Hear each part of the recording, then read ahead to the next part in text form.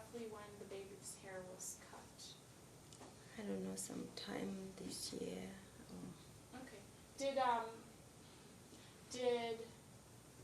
Did anyone at our house cut his hair? No. Okay. And how many haircuts has he had this year? Few. Okay. At your house, and based on your observation and knowledge, experiences, does the baby ever complain about his hair? Does he ever make a fuss about his hair? On your observations?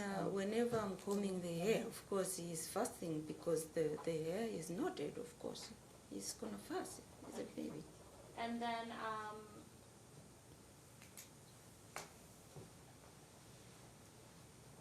does the baby ever, he doesn't talk, but does he ever do any signals that he wants his hair to be cut? Based on your observation. On a 19-month-old, how are you going to interpret that? Right. I mean, now we're getting into real speculation, trying to interpret whether or not the baby's signals mean he wants his hair cut. Right. Does he ever act uncomfortable? Like, does his hair ever indicate that he's uncomfortable with it? Well, that's just too that's just too vague. This is just very vague, very conclusory, very speculative.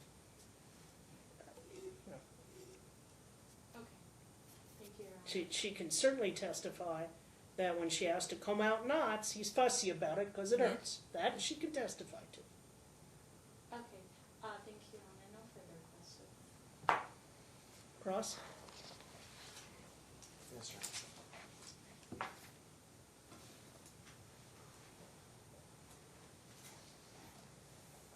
I just want to, I'll pick up where we left off. I think you testified that the words were, every time that the child comes back from Nick's custodial time, that he has diarrhea. He does have diarrhea. But looking through the exhibits that were provided, I see one record of treatment for diarrhea from December 18, 2018. It's the record you testified about. Has he ever gone? Are there other medical records out there that you know of from other visits for diarrhea, or is it just the one from a year ago? We always treat with the medication that he has. We treat him.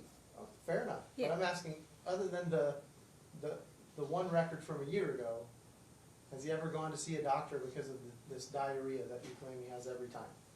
This time, just this last week, he had diarrhea. Yes. He had to go to, when he had the bed eczema, there was a diarrhea too. That was a stringy, mucusy diarrhea. So you're saying that the record that we didn't get served with, that was for diarrhea too? I don't know what you're talking Because about. I thought you said it was for diaper rash. That's why I'm just trying to... I'm asking, other than the December 18, 2018 medical record, do you know of another time when he went to a medical provider to be treated for diarrhea? Yes, gone. We didn't, probably she didn't put it in, but yeah, the baby has been going to,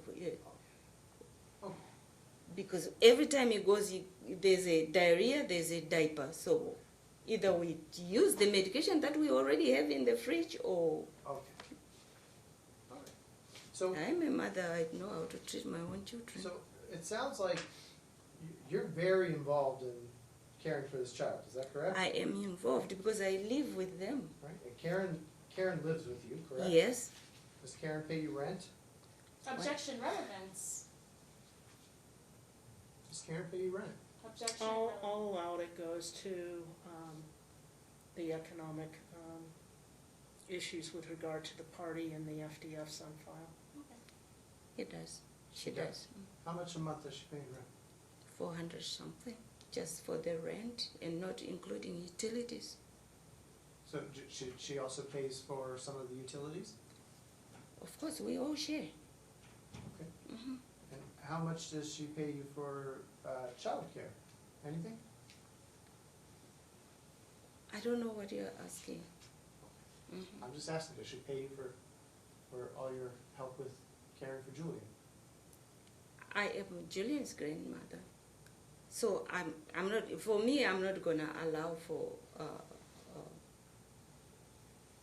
to He's pay. just asking, I'm you're just not asking. paid anything for childcare, correct? I'm not paid. Okay, fair enough. All right, there's a stack of exhibits there. On the front page, there's like a chart that says Revella v. Sangalaza exhibit binder. Do you see that up there? Yeah. And it's numbered 1 through 21. You see that? Yes. All right. I want to direct your attention, is the very first exhibit. It's exhibit 1, it's previously been admitted in today's proceedings. And I want to direct you to the very last page of that exhibit. So you'll see a green page that says exhibit 2. It's the page right in front of that exhibit 2 page, the very last page of exhibit 1.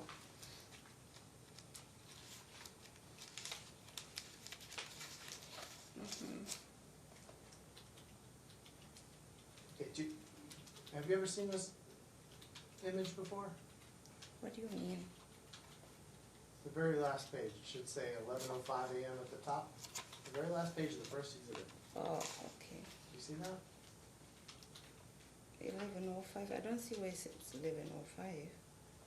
Right at the very top in the middle, it says 11:05 a.m. It's a screen cap from a cell phone. You see that?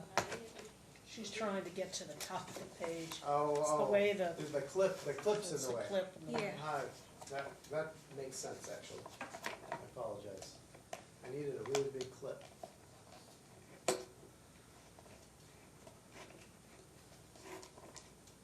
Yeah, I see that. Okay, all right, and do you see under there, under 11:05 a.m., you see where there's a, it looks like an email address? Yes. Is that your email address? Not so sure. I know I can see my name there, but Is ETINASANGALAZ @iCloud.com, is that an email address that you've used? I don't use that email. Have you ever used that email address? Objection, Your Honor, I the don't- witness already answered that she doesn't I know. No, don't- she didn't. I She don't said she use doesn't that use email. it, now he's saying, did you ever use it? No, I never use this email. I use a Gmail. Okay. Have you ever exchanged text messages with Nick Ravella? Long time ago. Okay. All right, well, do you recognize this as text messages that you exchanged with Nick Ravella a long time ago? I cannot tell you because a long time ago when he blocked my email, long time ago when they were having issues, so I cannot tell you. Okay. But it's possible that, I cannot Honor, say it's he's possible asking because us- I don't One know. moment, one moment. I don't She's know. answered the question, she says she doesn't know. I So don't know. It's irrelevant whether it's possible or not, because she can't answer that question. Hmm. Sustained. well,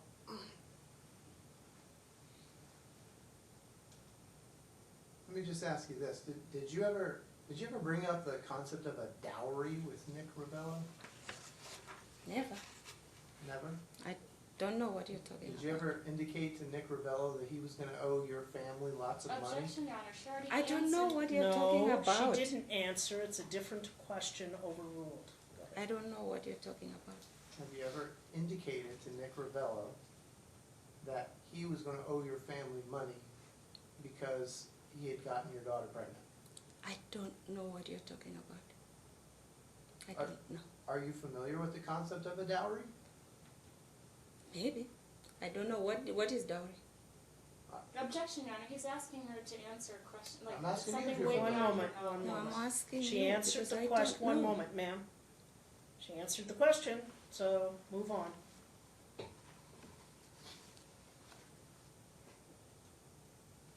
I have no further questions. Redirect? No redirect, Your Honor. Thank you, ma'am. Please leave the exhibits there. You're free to step down. Don't discuss the testimony that you gave on the stand with any other witness in the case, okay? Yes, All right, thank you. thank you. Okay.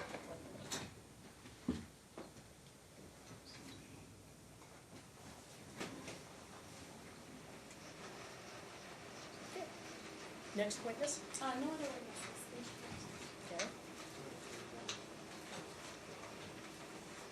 She say no further witnesses? She said no further witnesses.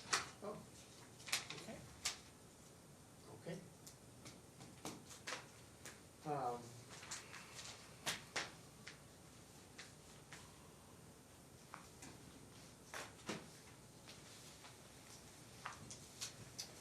So, do you wish to do any rebuttal, Well, other than investigating the alleged November 18th report? Your Honor, may I, do I get a chance to go to testify as well? That's, you're a witness, so if you want to take the stand, that's why I was, Okay. so you sorry. do want us to take the stand? Yes. I do. Okay. that's what I was trying to figure out. That's why Mr. Liefeld stopped, because he was Okay. gonna determine whether he was gonna call you Right. in rebuttal. So, all right, you can take the stand, Okay. all right? Can I take my documents or are they already up? Are they the same exhibits? Yeah. Then you should use the exhibits that are there, that are the clerk's exhibits, okay? Thank you. Stay standing, raise your right hand. You do solemnly swear testimony you're about to give in this action shall be the truth, the whole truth, and nothing but the truth, so help you God? Yes.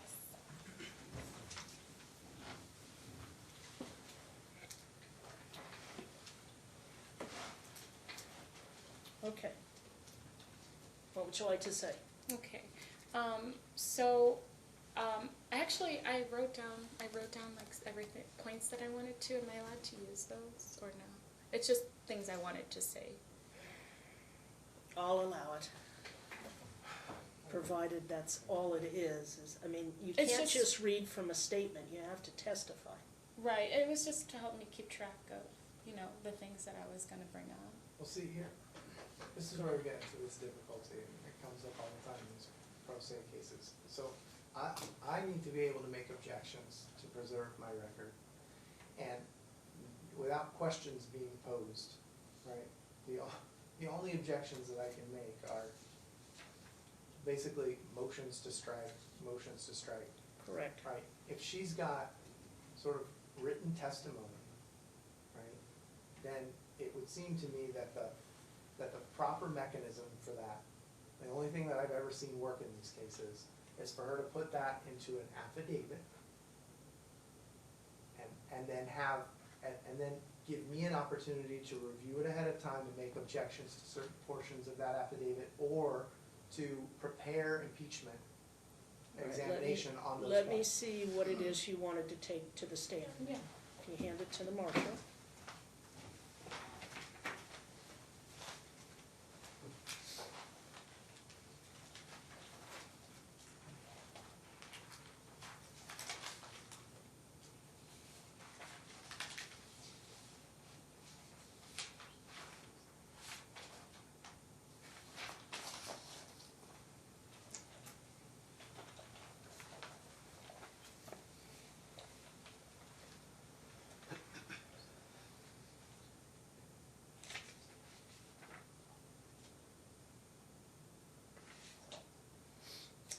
Okay, what I've been shown is a very extensive typed statement. And it isn't just reminder notes, so the answer is no. You have to give your testimony on the points that you want to make. And we'll make a copy of that simply for the record, put it on the left side, and that'll be, We don't have to use it. I mean, I can just. well, yeah, I but can I'm just- making a record in case you ever object to the fact that I didn't let you use it. Oh, okay. Okay. So we'll just make that court's exhibit for demonstrative purposes of my ruling number 2. Okay, Okay, so I'm gonna start with just the beginning when I met the plaintiff. Okay, so at the time, it was my summer break of my junior year of college. I was working downtown. I was working 2 jobs at a restaurant, and then at night I was working at this new hip bar that had opened up. And so me and my coworker, we were at the bottom of the, we were checking guests in that were going in. And so then what happened was the plaintiff approached us. Then he began flirting, and me and my coworker, we didn't entertain it at all. Like we were at work, we really didn't want anything to do with that. And so then the plaintiff asked me for my phone number, and I refused to give him that. I did give him social media. And so later on, he contacted me on social media, and he was persistent with messages. And then finally I decided, okay, fine, I'll, talk to this person. And so we decided to meet. At the first time, I didn't go to meet him because I just wasn't unsure.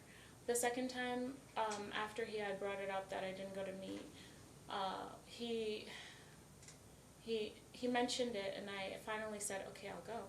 So I went, and then we developed like a connection, and after that we decided to pursue a relationship.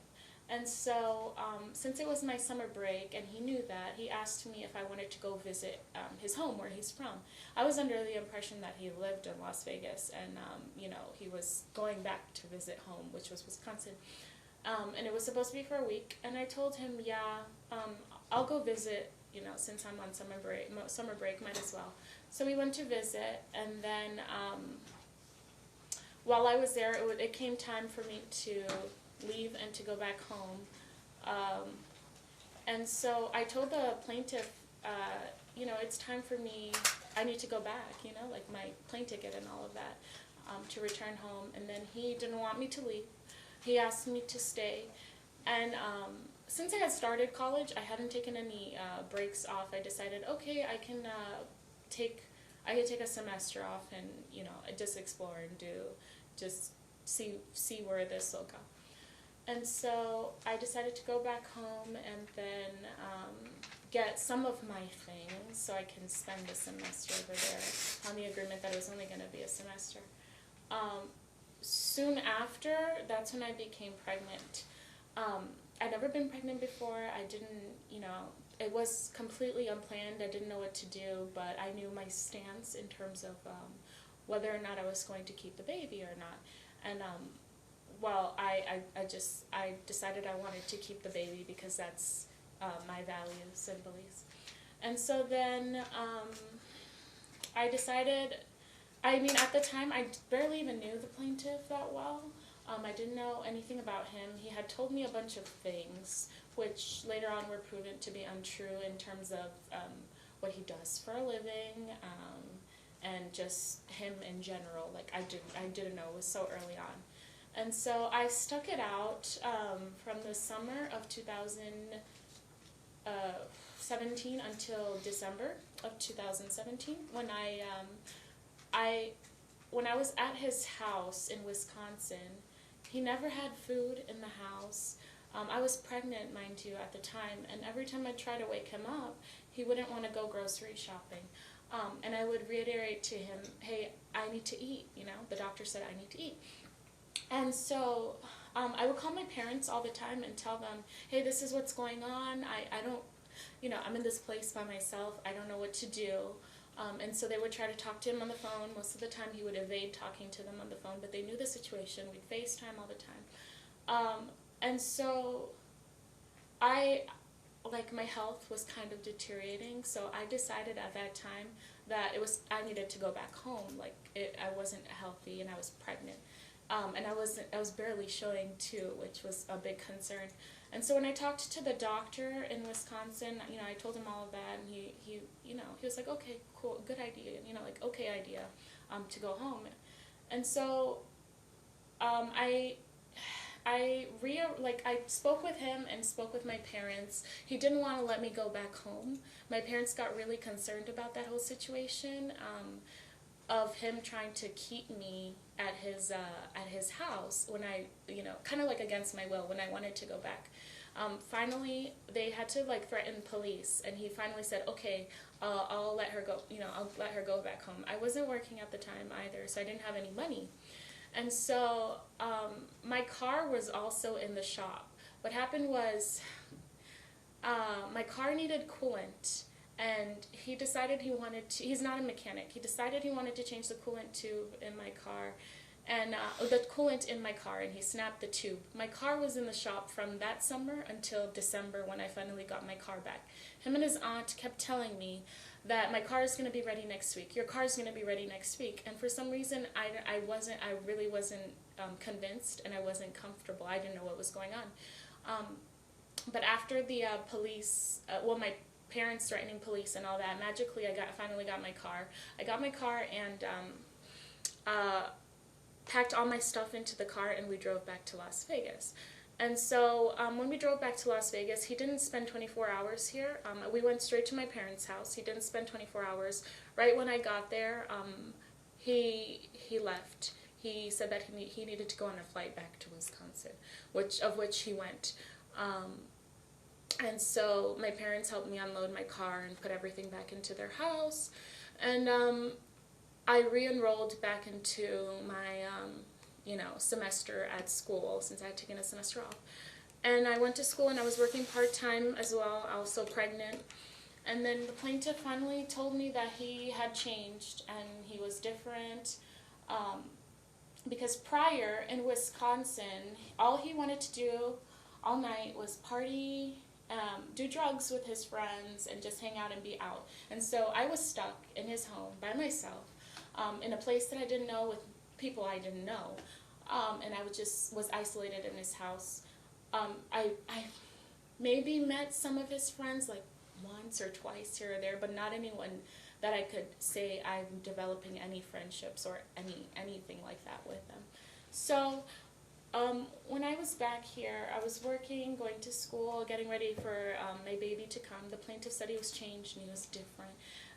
For a few weeks while he was here, he didn't have a place to stay. He was homeless, like he was going from hotel room to hotel room. And I kept telling him, you need to get a place to stay. You need to get a place to stay. You can't, stay in the hotel room. And he was playing poker, drinking every night, going out with his friends. Finally, we decided to go look at apartments. We signed a lease at Inspire. I paid my part of the deposit. He paid his part of the deposit. We were both on the lease, and so was his aunt. His aunt was on the lease because he didn't have a job. I had a job, but it didn't prove enough income. So his aunt decided to go on the lease. And so with that, I had access to Rent Ledger, and I noticed that his aunt was paying for the apartment. And when I confronted him about it, he would say that he was paying for it, lying to me. And I knew he was, but I decided to, allow him to say what he had to say, so that just to say what he had to say. But I knew that he wasn't telling the truth based on my access to the Rent Ledger. And so then I didn't really stay at that apartment. Like I was kind of on and off between there and my parents' house, because he was always out all night. For a long time, we didn't even have furniture in the apartment. And so I stayed with my parents for most of the time. When he finally went to Wisconsin to get his furniture, since he didn't want us to get new furniture here, he called up my parents, and we moved everything into the apartment, of which my parents did most of the moving, and for us, because I was very pregnant. But I helped out as well. He didn't really help out as much, and then so everything was moved in. And then the baby was born April 2018, April 25th. Your Honor, I'm going to make a motion to strike everything that has been said up until the baby was born as irrelevant. Your Honor, may I respond? Denied. Go ahead. Okay. And so the baby was born April 25th, 2018. Prior to him being born, I set up, I didn't work full-time, so I couldn't get health insurance through the company I was working with, but I did get health insurance through the state, temporary for the baby, and then, so I set that up for him, and then all doctor's visits after he was born, I took him by myself. So he was born in the hospital, in the delivery room. Well, I was in labor for 20 hours. In the delivery room, for all 20 hours was, well, for most 20 hours, was my parents, my sister, my best friend. He was there as well. And then after the baby was born, during labor, my parents, pastor and their wife came to visit. They came to see us, brought us food too, because we've been there for 20 hours.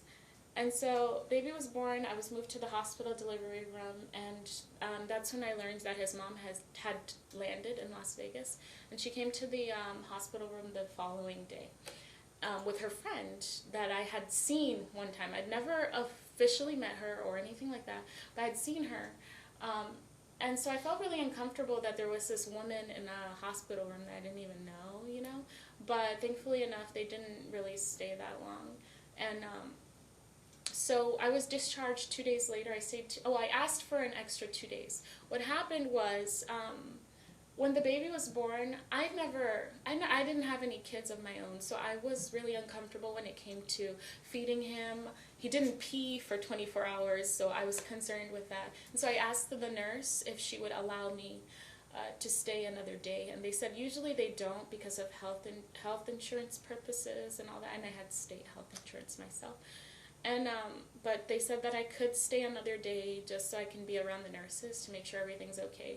Part of that reason was because the plaintiff, while I was in the hospital room the whole time, he had harassed me so bad to the point where I told him I didn't want him to be on the birth certificate. He was telling me threats, if I didn't put him on the birth certificate, this and this would happen, and all this stuff, and I didn't feel comfortable. Actually, the head nurse at the time, she came into the room after I was crying, and she asked me, what happened, what's going on, and I had to lie to her and tell her I'm fine. So then one of the nurses in the room, while my parents were there, I had talked to my parents, and I told them I don't want to go to the apartment by myself. I don't feel safe, I don't feel comfortable, and I don't know what I'm doing. And so, and I asked them, can I stay with you guys for a few weeks until I at least know what I'm doing or get a grasp of things, because I don't feel comfortable with the plaintiff being around the baby. The nurse was there, present for that conversation, and my parents actually asked her opinion. They asked her, Ma'am, you can't testify Okay. as to what the nurse said or your parents asking their opinion Okay. or those kinds of things. Okay, thank you. So she, okay, so that happened. I eventually came to the decision that I wanted to stay with my parents because I felt better that way. And I felt a great amount of pressure after threats to put him on the birth certificate. Even his mom wouldn't leave the room until I signed his name on the birth certificate. We finally got discharged, and I went with my parents into their car because they had the car seat ready and everything. We went home to their house, and we stayed over there. And the plaintiff, he had that open door and opportunity to come over and see the baby whenever he wanted. He knew where they lived, but instead he would often choose to go out with his friends or go play poker or whatever he called working. And so I took care of the baby by myself the first few weeks of his life. I got to know my baby, got to learn to be a mom. And then May 21st came. And that was when I was supposed to go back to the apartment.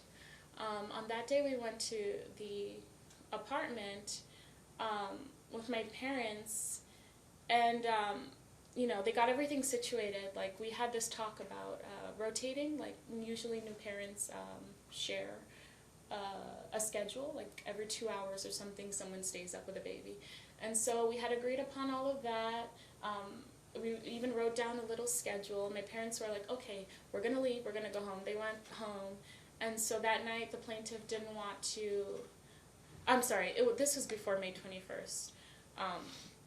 So it was a week before May 21st. So my parents, we did all that whole schedule, and then we saw that, that night he didn't want to stay up with the baby at all. When I confronted him about it, he said that he needed to sleep more he needed his sleep. And I explained to him, I'm a new mom. I just gave birth to a baby. You're not going to help me take care of your own child, like watch your own child. He didn't want to do it. So I went back home.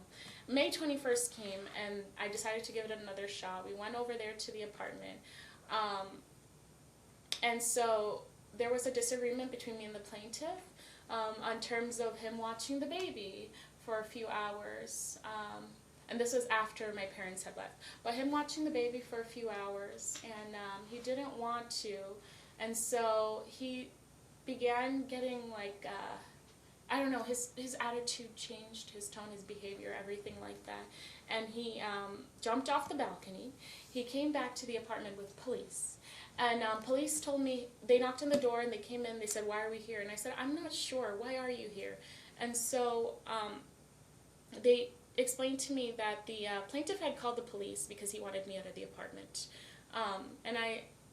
And I didn't know what to do. I'm there, I just had a new baby who's like 3 weeks, you know, he's very young. And then so the Metro told me that they can't tell someone to leave an apartment if the person's belongings are over there. And they told the plaintiff, well, actually, they asked me if there was any drugs involved because the plaintiff was behaving I'm paranoid. getting a whole lot of hearsay here, a whole lot on this. Sustained, you can't, since he's now objected, you can't say what the police told you. Okay, fair. Okay, so police came, and then the result was the plaintiff packed a suitcase and he decided to leave. At that time, I was on FaceTime with my dad because he wasn't there, but my mom was. And so he left. Later on in the day, he came back to the apartment, after he had chosen to voluntarily leave, came back to the apartment with 3 of his friends. And then they came into the apartment, saw that I was there, and tried to get me to leave. My mom was there, and as she mentioned in her testimony earlier, she said call the police, and that's when they all left the apartment. They all ran, and so they were downstairs. The apartment was on the 2nd floor. They were downstairs. We were on the balcony looking at them, and they were walking around, you know, threatening in a very threatening manner. And so my mom sent him a text message, as she mentioned in her testimony, asking him why he had brought 3 big men, and he had brought 3 big men against one woman her daughter who just had a baby, and his response was because he didn't listen. And so that to me sent, you know, fear and all that. And so I went and I filed a police report of the whole situation, which I've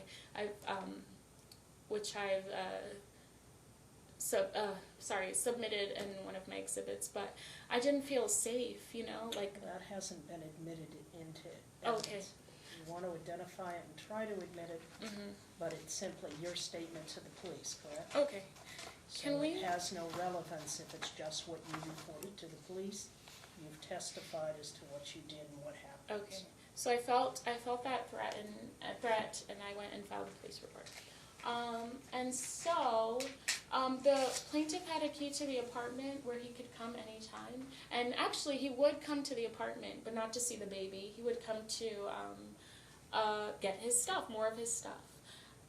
And so these messages have been submitted in the past, so if you can take a judicial notice of past messages as well, if you can. No, I can't take judicial notice of past messages. Okay, so. If you want to identify them, these are the ones that have already been identified and admitted? No, there are others. Okay, then you'd have to lay the foundation and move for their admission. Okay.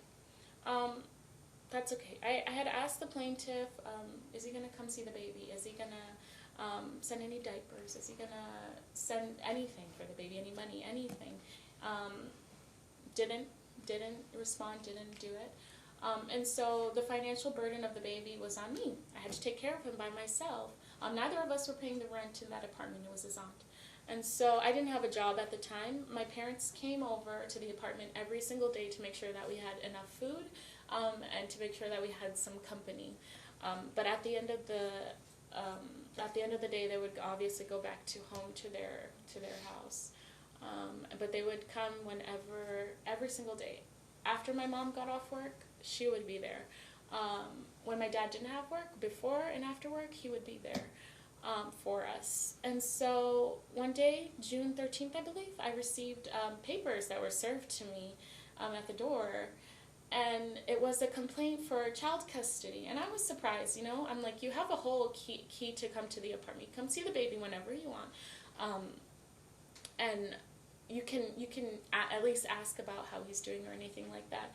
But there was this complaint that said that I was keeping him from the baby. And so we finally went to court about that whole matter. And eventually it came to, he had to complete, eventually came that he had to complete a parenting class before visitation, because I was generally concerned about the baby, and I've mentioned this before also in previous hearings. There was one time where I caught him trying to stuff a blanket in the baby's mouth, and when I confronted him about that, I asked him, "What are you doing?" And he said, "The baby won't stop crying." And that concerned me. You know, I didn't feel safe with that, like leaving the baby with a person with that type of mindset, because that's not how you soothe a baby. And at the time, I wanted to go with a route of not giving the baby a pacifier since I was breastfeeding. He was very young, slowly breastfeeding. And so I can just put him on the breast, and that helped me identify whether or not he was hungry, whether or not he needed to be changed, his cries. And so I didn't want to do that, because then I wouldn't be able to put a pacifier, because then I wouldn't be able to identify his needs. And so the blanket incident happened. And so when I brought that up to the judge, that's when she ordered that he take a parenting class before he began visitation, just so that we're safe, that he knows how to handle an infant. His visitation began before he completed the parenting class, because his lawyer went and filed a motion for him to begin earlier. I opposed it because I didn't feel that it was right. Like, because he doesn't have anyone here in Las Vegas, like no family that can help him, you know, guide him towards how to take care of a baby or anything like that. My parents had offered, he refused their help. And so I just didn't feel comfortable with it. Judge recognized that. He started taking his parenting classes, and then he started visitation before it finished. He was ordered to file the certificate for the completion of the class. He failed to do that twice. And then finally, in Gentile's courtroom, she asked him, "Where's the certificate?" And he showed a picture of it that was on his phone. So he never actually filed a certificate of completion. But she took it, she accepted it.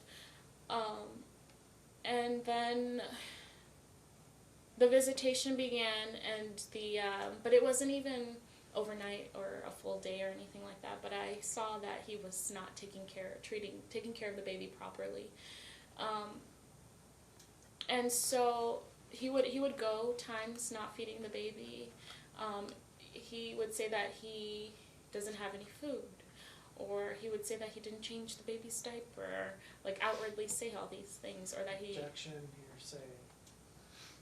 It would be a statement of the party opponent, so overruled.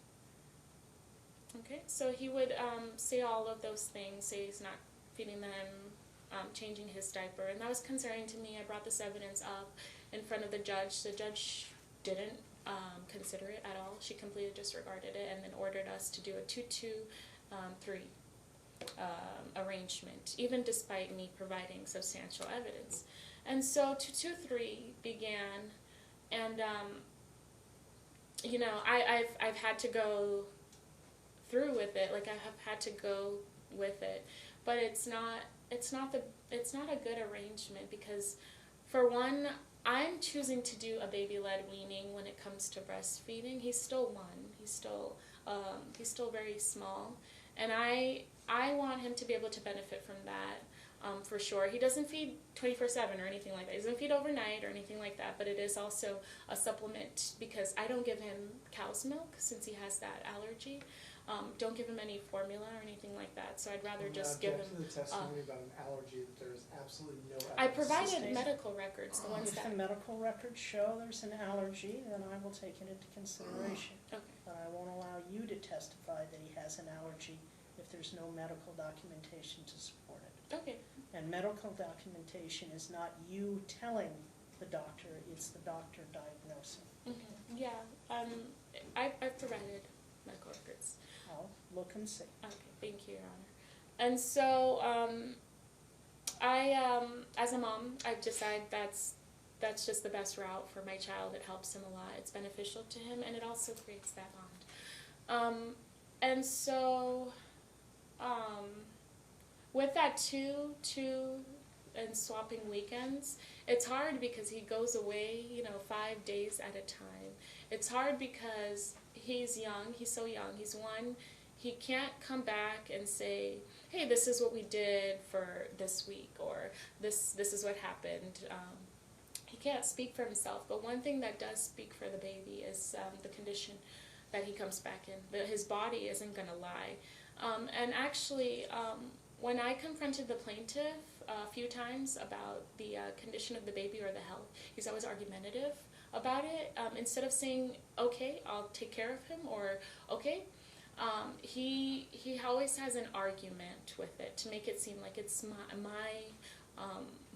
it's my doing. The baby's sick, or Your Honor, I'm not taken care of because of me. so I understand. This is a narrative I that's getting understand. carried away. Yes, well, and I understand the admission of a party exception to the hearsay rule. However, since before visitation, or since before my client started exercising custodial time in this case, there's been an order in place in this case that all communications are to be on talking parent.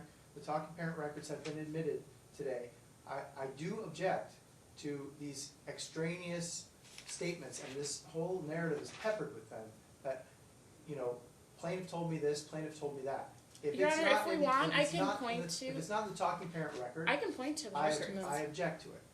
I object to All it. right, so here's the issue. I won't strike her testimony, but I will review the talking parent, and I will look to see what they have discussed in terms of the weight that I give to her testimony, the Thank you. same as I would do to the weight to be given to his testimony. Thank you, Your Honor. And so yeah, when it comes back to the condition of the baby, he can't talk for himself. He needs someone who can advocate for himself. And actually, when I recently took him to the doctor, CPS was called. I had an Do you interaction. have any record from CPS showing that they've done any kind of investigation? I can obtain one. I mean, the lady gave me her card, so I can obtain something and submit it, for sure. Well, that's what you should have done by today if you're claiming there is a pending CPS investigation. Okay, Did she give you an event number? I have a reference number, yeah. Okay. Go ahead. Okay. So, so she used the term of, You cannot Okay. indicate what she said to you. okay. Okay, so there's that involvement. It's new and it's recent, and it's based off of the November visit to the emergency room with the severe diaper rash. Okay. And when you go back to the desk, I'll let you give me an event number. Okay, thank you. And so that was in response to that and the actions that the doctor took. They have to contact. They had to. Ma'am, you cannot say, you can't give me hearsay. Yeah, it's not what they You can state said. that you believe that that there is a pending CPS complaint, and that you received a card with an event number on it from a CPS person. You Okay. cannot say who called or why called or who made the complaint or things of that nature. Okay, so I was notified of that situation. But overall, throughout these visitations, I've been the protective parent. I've been taking the baby to seek medical help when a situation is when he's not well. And what is so concerning for me is the fact that he can send the baby in that condition and not say a single word to me. He won't make a comment, he won't send a single message. And so to me that leads me to believe that he doesn't care about the baby. You've spent 5 days with him, you're changing his diaper, and the rash is continually getting worse.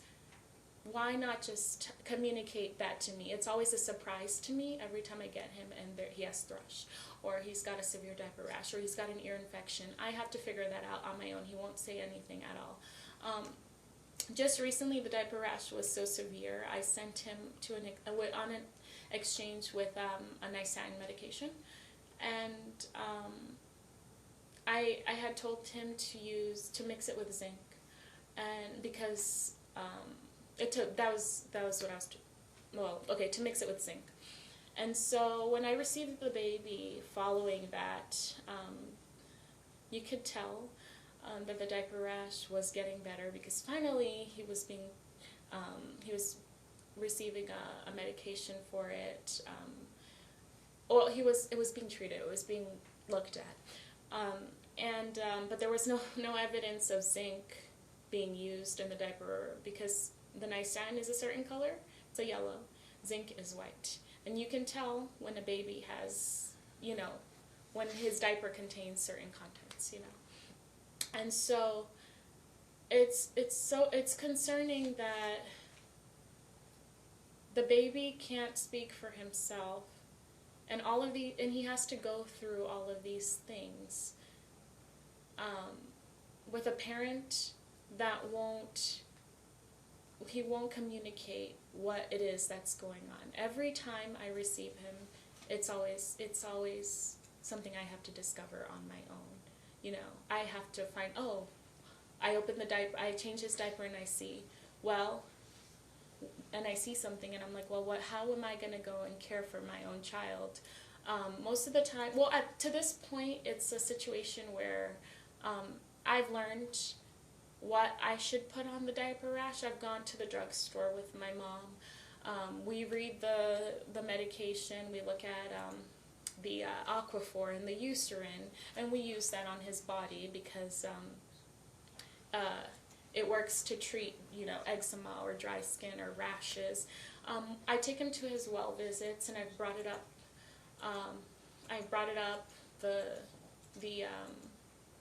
What I use on his body, just to, mention it.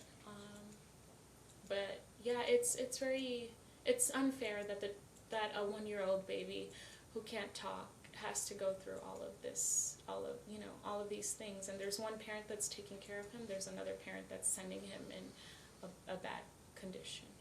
And that's all I have to say. Okay, Ross? How much time do I have, Renner? Because I can reset this for another day. In the interim, I will order any CPS records that may exist. it's fine. And you can finish your cross-examination or do your cross-examination then, if that's what you wish to do. Or you can complete it tonight, and that's rather unfair to the clerks because we're really not supposed to keep them past 5:30, and tomorrow is a holiday, so they may have personal things they need to do as well. Let me, if I can just start my cross, I'll respect the court's time. I understand that there's some other records that the court wants to see if they exist, and that's fine. That's really up to you. I don't want to cut you off. I allowed the testimony to go on a little bit longer and allowed just, people to do I their know I'm jobs. not gonna have this done in 5 minutes or 7 minutes, I mean, it just, there's no way. Well, So I should- can go to 5:30, but it's difficult for me to hold them past that. They're not supposed to do overtime, Right, and if you're looking at, I would rather Right, I not would- start it and then stop it and start again. Right. If we're gonna do it, I'd rather do it, and I would think you might have an hour, If because I- that's what you've been doing. well, So- if I've got 15, 20 minutes, I think I can get, If you want, Most of I'm what not cutting you off, All right. you can proceed with cross if that's what you'd like to all right, do. thank you, Ron. Ms. Sangalaza, you just spent a lot of time talking about the fact that that the plaintiff doesn't communicate these things to you, is that correct? That's what that was what you kept That wasn't, saying was that wasn't my whole testimony. that things are going wrong and he just drops them off and he doesn't tell you anything that's going on, and That was So, part of my testimony. I wanna look at my exhibit,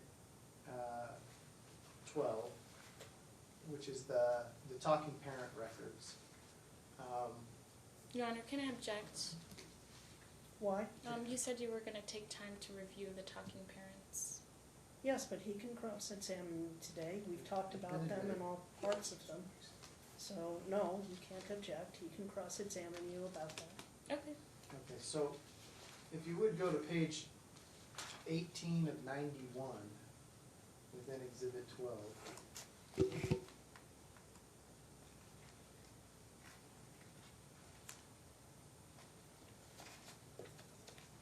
When your mother was on the stand earlier, we looked at these medical records that you had submitted, and one of them was from December of 2018. So, actually, let's go to page 17 of 91.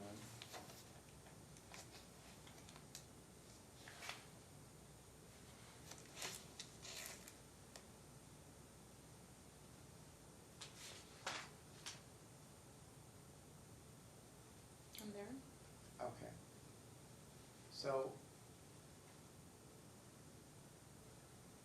So December of 2018, right? That's the date on this page of all these conversations.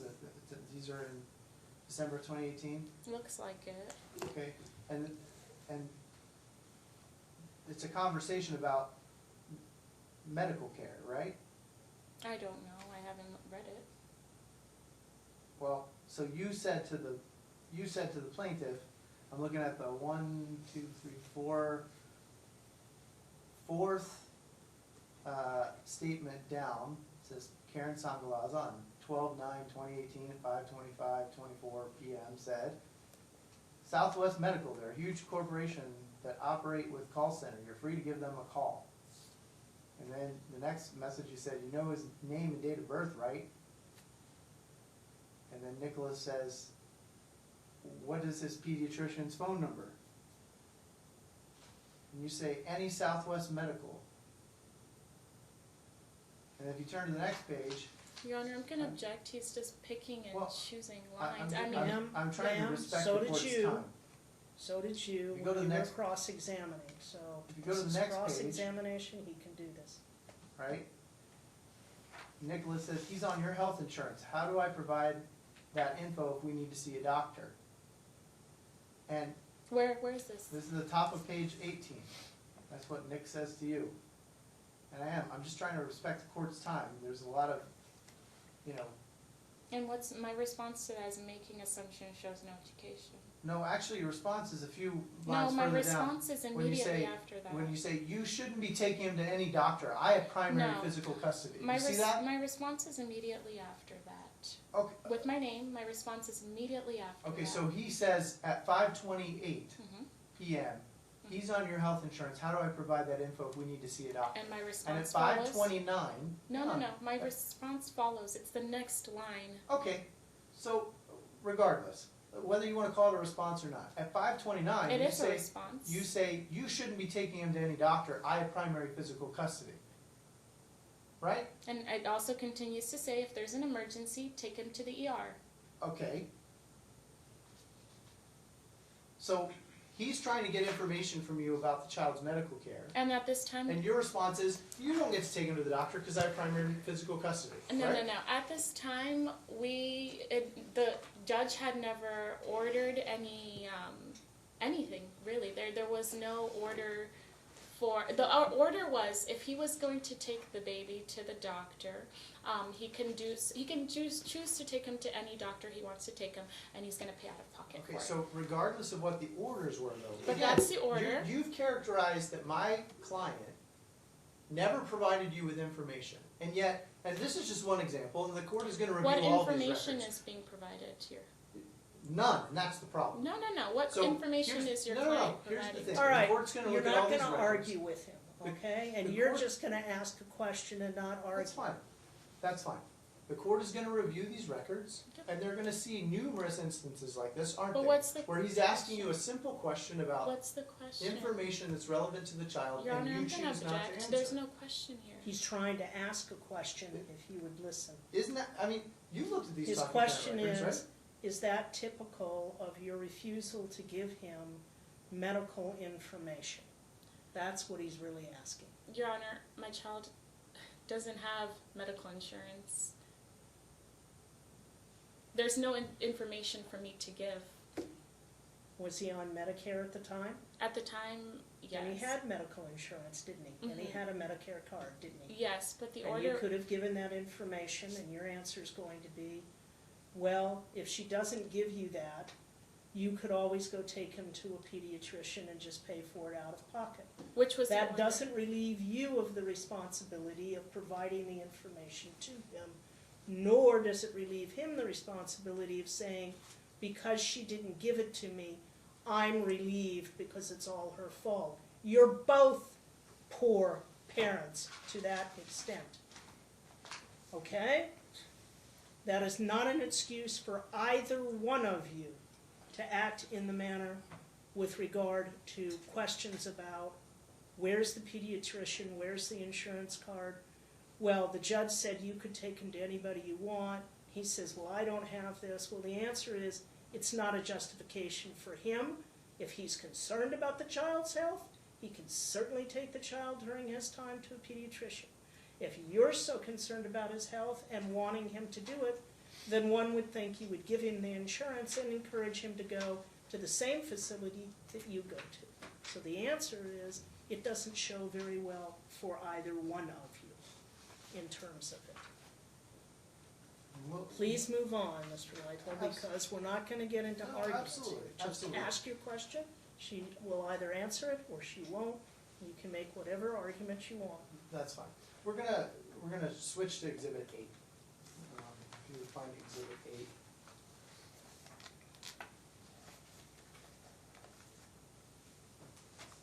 This has not been previously admitted, but it is an order entered in the case. I'm gonna ask the court to take judicial notice of this order, Okay?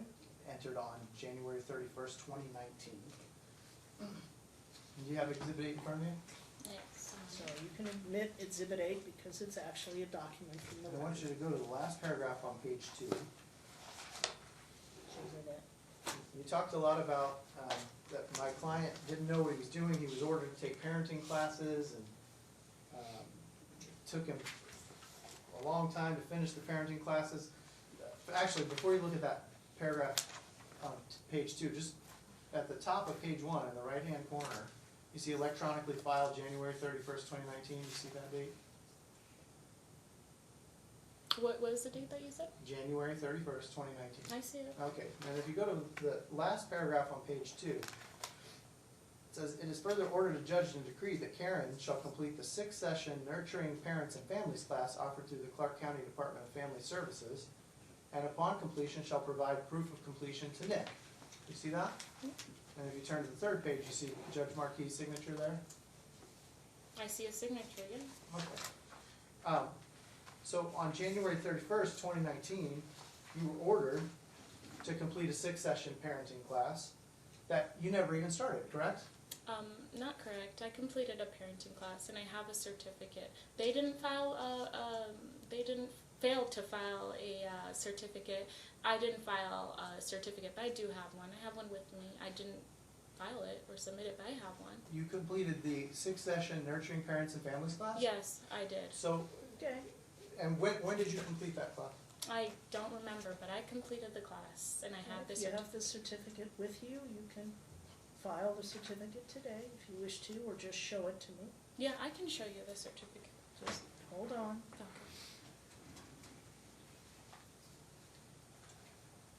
Court's indulgence. Mhm.